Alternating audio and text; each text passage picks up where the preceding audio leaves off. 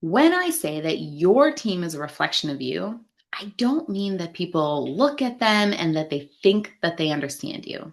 That's not really my point. What I mean is something so much deeper and so much more important. I mean that your team actually absorbs what you live out. Not what you say, right? Not the words that you have printed in your office, not the things that you tell them they should do, but what you actually live day in and day out. And it comes from a concept that I learned from Ed Milet. And that's that most things in life are caught and not taught, which means that you actually demonstrate the standard based on your behavior continuously. And that becomes the standard that they feel responsible to. Even when they mess up, even when they make a mistake, they hold themselves to that same bar that you have set up. So think of it like this. Think of it in terms of another team that you might be leading, and that's at home, right?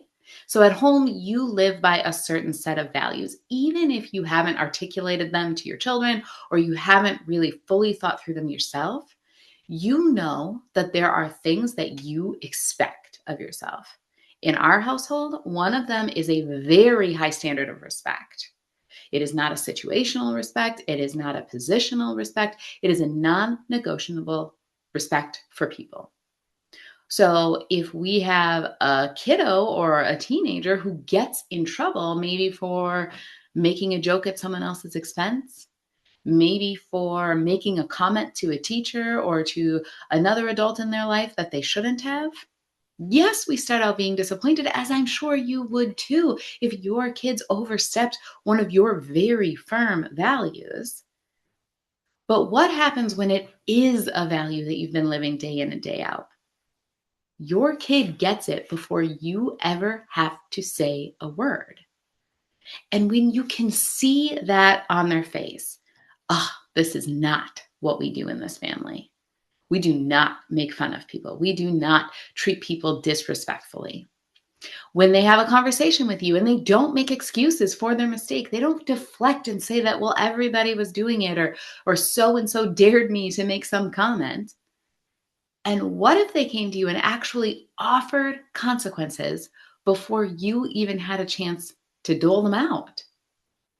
In that moment, when you see the recognition in their face, when you hear their voice and you know that they get it, they messed up, but they know where they should have been, something changes because you know that they know where the line is. And it's not because you told them it was there, it's because you have lived it.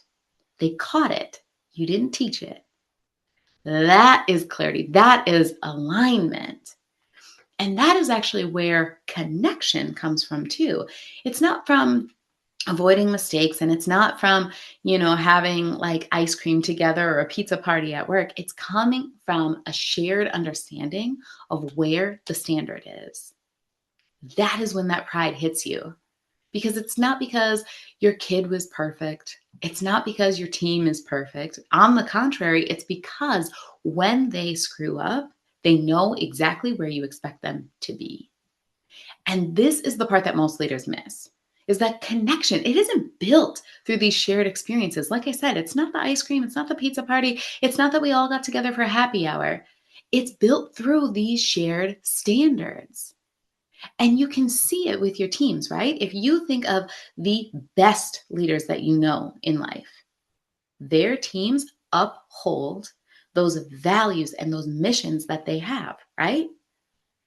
Even if they have never been said out loud, they are lived out, they are espoused values. Now, take that on the contrary. Those leaders that are terrible in life, that are really only there because they are a position head, you can see that their team is either lost or starting to fall for some of those not so great values that they hold because they're building connections around it. And we think that connection, it comes from small talk, right? We think it comes from weekend plans, from kids, from all of these like surface level things. But that's not the part that creates connection. Connection is built through commitment. So yes, maybe it is built around kids, but it's not because like, oh, you're like me, we both have kids. It's so much deeper than that. It's the commitment to raising children, right? If someone has two kids and they know the pain of trying to get them out the door with shoes and coats and backpacks every morning, you feel that when you see somebody else. It is an instant connection because you know the commitment it takes to get on that same level. Now, if you meet a leader, you meet an executive with four kids, you instantly have some respect for that person because if it's hard for me with two, it is infinitely harder for them with four. It's not really because of the kids, it's because of the commitment it takes to raise them well. Let's take another thing because people think, it's because they have shared hobbies. It's because both of those leaders liked golf or whatever, right? Let's maybe because they both like mountain biking, but you're not connected over the fact that you both have a trek. You're connected over the fact that there is blood, sweat, and tears that goes into riding 6 miles on a single track. That's someone who doesn't do that work. They don't understand that commitment. And that commitment is what creates the bond. And that same principle applies at work, right? Your team doesn't connect with you because of your personality, because of, the stories that you told about your kids, or because of the little trip that you took over the weekend. If you're not comfortable getting vulnerable about that personal stuff, you can still build connection through your commitment to the work, to the tasks that you're doing every single day, to the standard that you have for everyone on the team, to the mission and the values that you support as an organization. So let's think about the values, because that was actually one of my favorite ways to build connection with teams, especially when I got into coaching and not everybody had something, completely in common. You can always go back to the organization's values. So, one organization that I was working with, their value was courage, right? So, if you live in that value, and if you can make that connection to your team, again, not through words, but through your behavior, you will build that connection to them. Now, what does that look like? What would it mean to live out courage at work? Because a lot of us would say that our work doesn't actually require a whole lot of courage. But think about this. What if, as a leader, you had to take on a new team when your plate was already full, right? There's been so many layoffs. Maybe you are the surviving leader and you have to take on this whole other team that you've inherited and be able to support everybody, the people who were existing reporting to you and the brand new ones. That takes a level of courage. What about speaking up when you find an error in a process? Maybe it's one that's costing the company a lot of money. Speaking up in those situations requires courage. What about supporting some innovative idea that could completely change how you connect with your peers or with your customers? And you can support it without even knowing it'll work because of your level of courage. When you go through those sort of situations, and I'm sure you yourself have 100 more, you're not just saying we are courageous, you're living it, right? And over time, your team starts to understand that this is how we operate. We are courageous. The bar is set at being courageous and stepping out in faith. That is the connection that you want to build with them, my friends.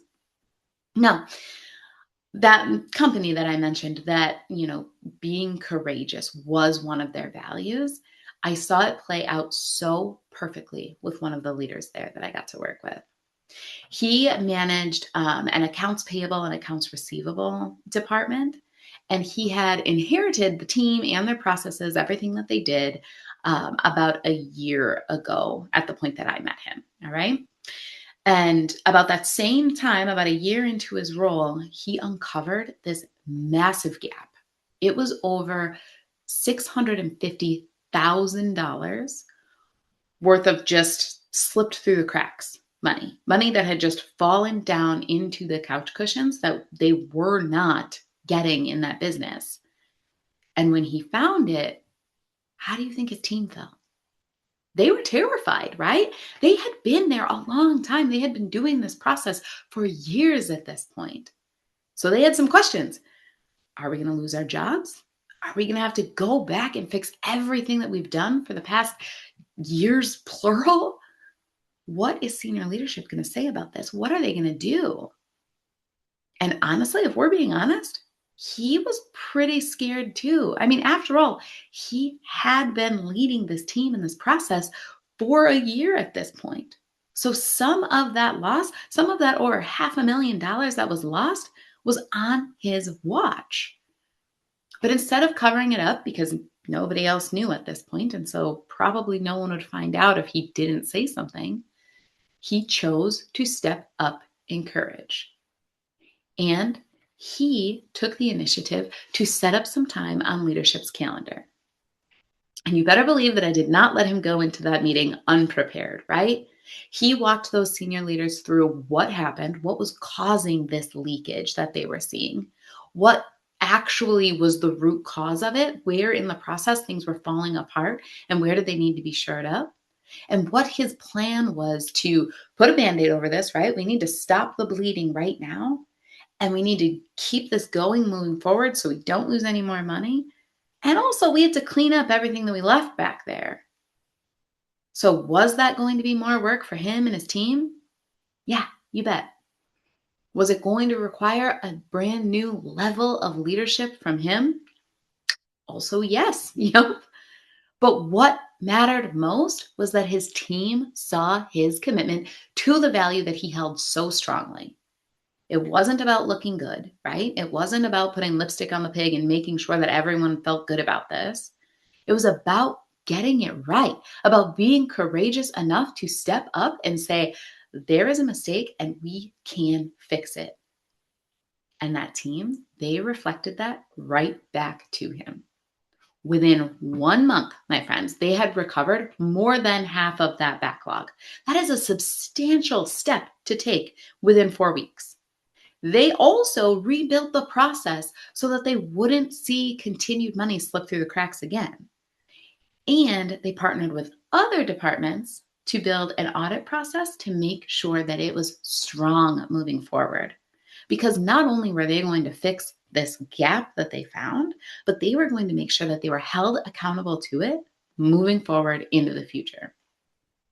So that team, they didn't just improve performance, right? They didn't just bring in $300,000 in a month. They locked in because they were connected through a shared standard and a shared commitment to the work. And that's what it means when your team is a reflection of you, not because they mirror your personality, not because they start to dress like you and look like you, but because they adopt this mental framework in your mind. They adopt the standard that you set, and they can only catch that standard. There's not enough teaching that could happen that could force someone into that different frame of mind. They have to be present and in your essence to catch it. If there's enough connection, they're going to see it, they're going to feel it, and they're going to believe in it. And so the real question is, what is your team catching from you right now? Is it just your words on what they should do or what you think should happen? Or are they actually absorbing your commitment? Because if you're leading a team and you know that they are capable of more, but you're just not seeing it reflected back to you, my friend, that is not a motivation problem. It is a connection and standard problem. And that is exactly the work that I do. I help leaders translate their values into behaviors their team can actually see, feel, and adopt so that you get results without carrying everything yourself. If you're ready to build that kind of connection and see your team rise to the bar that you have set, then book a call so that we can look at where your team isn't reflecting what you expect and exactly how to shift it. All right. I hope that this was so helpful for you today.